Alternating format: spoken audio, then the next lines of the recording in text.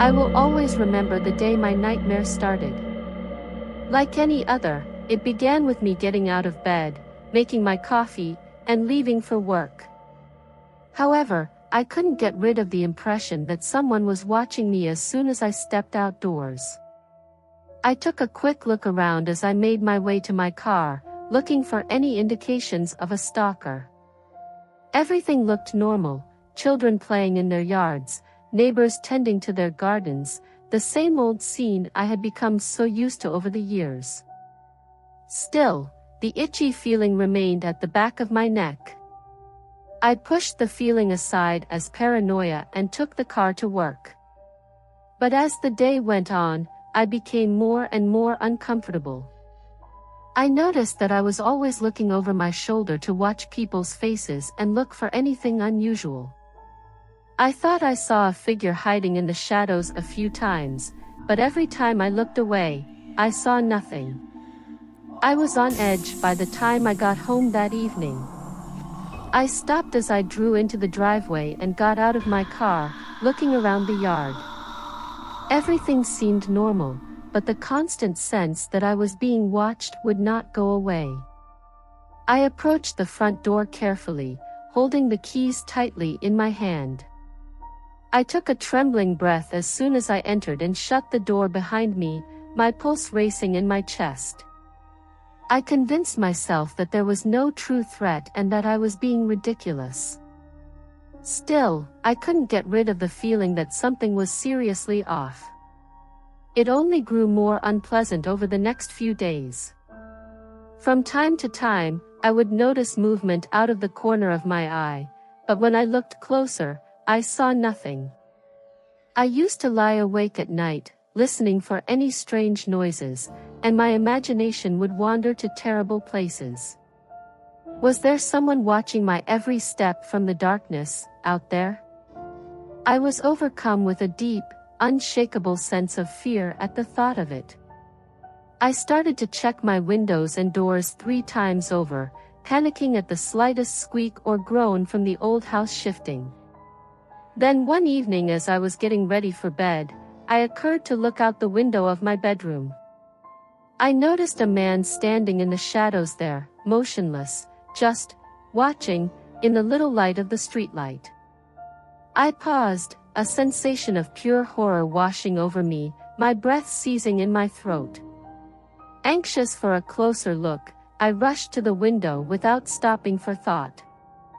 However, by the time I got there, the figure had disappeared, leaving no sign of its presence.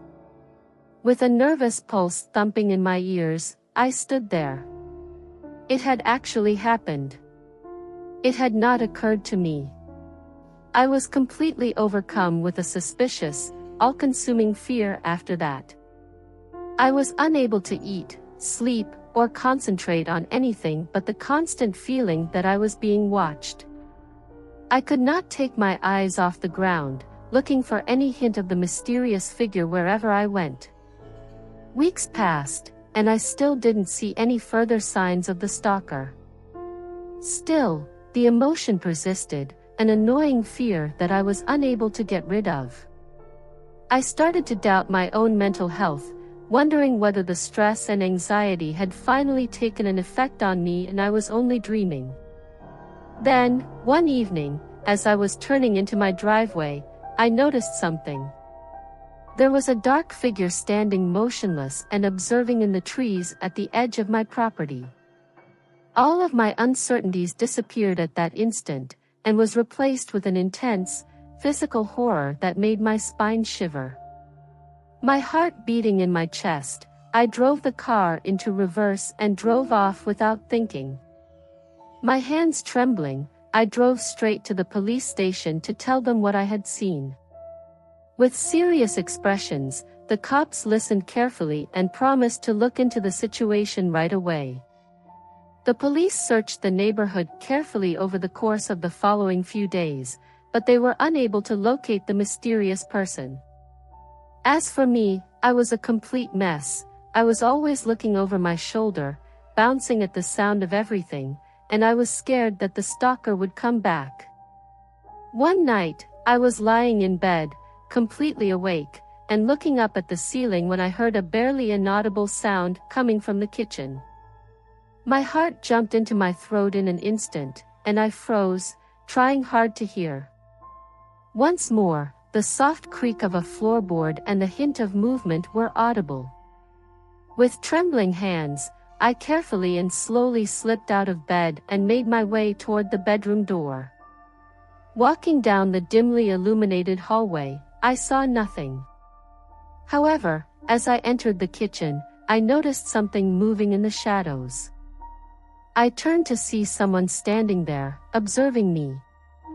I wanted to scream, but before I could, a gloved hand closed over my mouth, shutting me down. The intruder's features were just visible in the low light. It was a man, his mask covering his face, and his cold, intense eyes staring right into mine. "I've been waiting for you," he whispered in a scary low voice. "You can't escape me." In that moment, as I stared into the eyes of my tormentor, I knew that my nightmare was only just beginning. The stories in the forum got more real and detailed as I read on, and they were all scarier than the last. One described a terrible vacation gone bad for a family who found an abandoned house in the woods and were terrified by weird noises and unexplainable happenings. Another story concerned a group of friends who went into an abandoned graveyard at midnight and were pursued home by a shadowy figure. My discomfort increased with every story, and I could never get rid of the feeling that someone was watching me. I had the impression that the words on the screen were trying to reach out to me and pull me into their horrifying and depressing world. I grew more and more worried as the night went on, shivering at the sound of every groan and moan in the old house. I was ready to shut down my laptop and go to bed when I heard it, the distinct sound of footsteps echoing from the hallway outside my door. I tried to listen, my pulse skipping a beat and a cold sweating appearing on my forehead. The footsteps echoed through the lonely house like a funeral knell, becoming closer and louder. I held my breath, waiting for whatever was hiding in the shadows to come to light, my heart racing in my chest. However, I was relieved when the footsteps finally stopped and a strange, nearly audible silence was left in their wake. I exhaled nervously and grabbed for the light switch, flooding the room with light as my hands trembled. I sat there, trying to slow my heartbeat, but I couldn't get rid of the feeling that someone was watching me. The darkness seemed to be alive, pulsing with a malicious energy that was almost bigger than me. The mood disappeared, leaving a sense of emptiness and fear that hung heavily in the air, and that was just as abruptly as it had been. I shivered and embraced myself, trying to get rid of the constant sense of discomfort. However, I had a deep-seated feeling that I wasn't alone and that an evil force was waiting to take advantage of an opening. I had found something far more evil than I could have ever imagined, and I felt a terrible sensation in the pit of my stomach. The stories that were shared on the online community were not only the digressions of crazy people, rather, they served as alerts and cautions about the horrors that waited on the other side of reality. It appeared that I had become a part of that nightmare, caught in a web of uncertainty and anxiety from which I could not break free. I had to leave that house as soon as the first rays of morning appeared on the horizon. I had to get away from the dark corners and the pitch blackness that threatened to consume me whole. I swore never to go back to that damned place again as I packed up my laptop and ran into the protection of daylight, my hands shaking. I can't get rid of the idea that something is still out there, waiting for its next victim, even while I sit by myself in the security of my own house. And when night falls once more, I find myself staring over my shoulder and wondering if I'll ever be completely rid of the nightmares that follow me. Long after I left the house, I was still filled with a sense of anxiety and fear. My heart raced with anxiety at every creaking of the floors and every shadow that seemed to hide a potential threat. I forced myself to believe that it was all in my head, but I knew in my heart that it wasn't. I was unable to get rid of the feeling that I was being watched as the days stretched into weeks. From time to time, I would see movement out of the corner of my eye, but when I turned around, I would see nothing. At night, strange noises kept me awake and nervous because they resonated throughout the house. When I tried to talk to my friends and family, they encouraged me to quit reading terrifying things online and wrote off my anxieties as unfounded. However, I was aware that what I had witnessed was genuine and that something sinister was ready to attack when I least expected it. Afterwards, I woke up one night in bed to the sound of footsteps coming from the corridor outside my room. They were soft and shuffling. Realizing that the Stalker had discovered me again. The footsteps seemed closer and louder, echoing through the empty house like an indication of impending disaster as I lay there, paralyzed with fear. I was aware that I had to take action, any action, to break free from the grip of the evil force that tortured my every thought. I grabbed my phone and called 911 with shaky hands, hoping that help would come quickly. But a terrible sensation crept into the pit of my stomach as I listened to the continuous ringing on the other end of the line. I had no one coming to my rescue. I knew then that I was truly alone, at the mercy of a creature that thrived on fear and despair. And as the footsteps drew closer and closer, I closed my eyes and braced myself for the horrors that awaited me.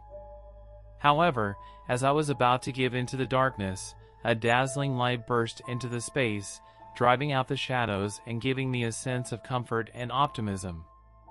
When I opened my eyes, I saw that a number of police officers were standing around me, their weapons drawn and faces serious. "We have received reports of a disturbance," one of them stated in a steady, low voice. "Are you okay?" I nodded, tears running down my cheeks since I had no idea how to thank them. The officers searched the house from top to bottom, but found no sign of the Stalker or any other intruder. As they led me to safety, I couldn't help but wonder if what I had experienced was real or just a figment of my imagination. But one thing was for certain, I would never forget that terror. The first time I saw him, I dismissed it. A man standing too long in the corner of the coffee shop, his gaze fixed on me as I wrote. Nerves, I told myself. Paranoia. Living alone in a big city, it was inevitable. But the feeling of being watched lingered, a prickling sensation at the back of my neck that wouldn't go away. I started seeing him everywhere. At the park where I walked my dog, in the grocery store where I shopped, even passing by my apartment building as I came and went. His presence was a constant, a dark shadow that followed me wherever I went. I confronted him once, turning on him in a frenzy of fear and anger. "Why are you following me?" I demanded, my voice shaking. He denied it, of course, feigning surprise and confusion. "I'm sorry, miss," he stammered, "you must have mistaken me for someone else." But the smirk he thought he had told a different story.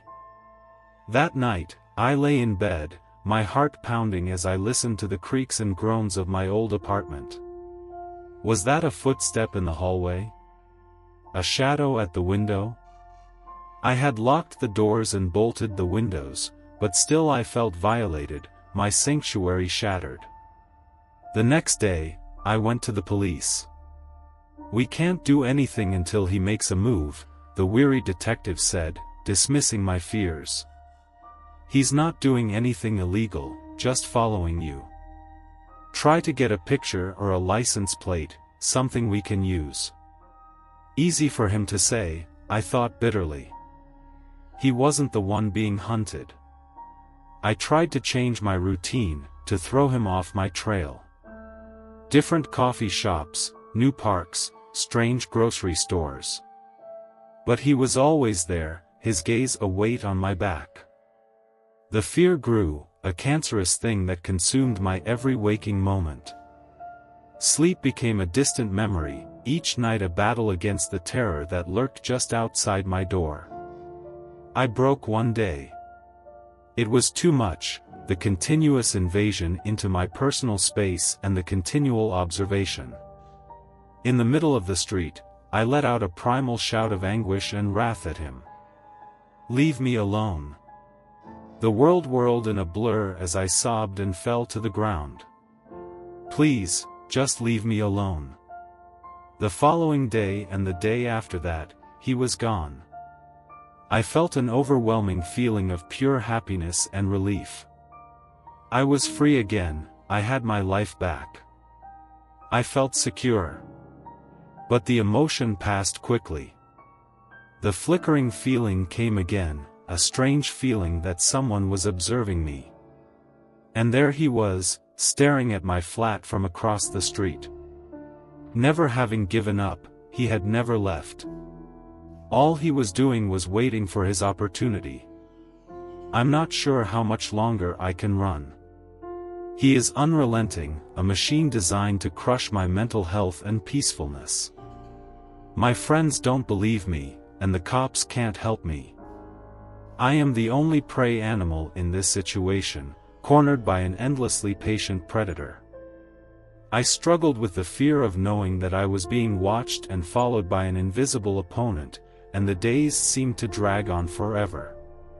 Every passing stranger appeared to be a potential attacker, and every shadow seemed to hide a danger. The stalker's presence infiltrated every area of my life and clouded my judgment on even the most straightforward tasks. Out of the corner of my eye, I would sometimes catch glances of him, hiding around the edges of my zone of view like a clever ghost. His eyes were like burning flames, piercing through my barriers and making me feel weak and exposed. Sleep faded into the distance, replaced by restless nights that included dreams of being followed through lonely streets and dark streets. My heart would race when I would wake up in a cold sweat and discover that my apartment was silent and I was alone. However, the fear persisted like a toxic mist. I was certain that every stranger I saw on the street had some sort of connection to my tormentor, which made me more and more suspicious. My nerves were as tight as a coiled spring, and I would jump at the least sound. I felt as though I was always on high alert, alert to any hint of danger, living in a condition of hypervigilance. In light of my increasing fear, the police's promises seemed hollow and provided me with little comfort. They could do little to shield me from the invisible danger that waited in the shadows because they had no hard proof or direct threat. I was by myself, a lone figure lost in an unknown sea. My inner desperation tore at me as I fought to take back my life and escape the enveloping fear that felt like it would swallow me whole. But despite my best efforts, I was unable to shake the sensation that I was being pursued and that I was stuck in a nightmare from which there was no way out. The stalker then appeared in all his awful splendor, right when I thought I could take it no more. One evening, I came home to find him waiting for me, a twisted smile that made me tremble. With little attempt to disguise his motives, he taunted me with the knowledge that he had been observing me the entire time. His comments were dripping with hatred. With my breath coming in short spurts and my heart racing, I ran into the night. But no matter how quickly I ran, I was always aware of his presence hanging over me like a heavy fog, directly behind me. He seemed to have merged himself into me, a shadow that followed me around. At that moment, I realized I would never be able to get away from him and that he would follow me about forever. But I remained hopeful despite the immense horror I was experiencing. As long as I had breath, I would fight, I would resist his unrelenting pursuit. Ultimately, that was all I could do.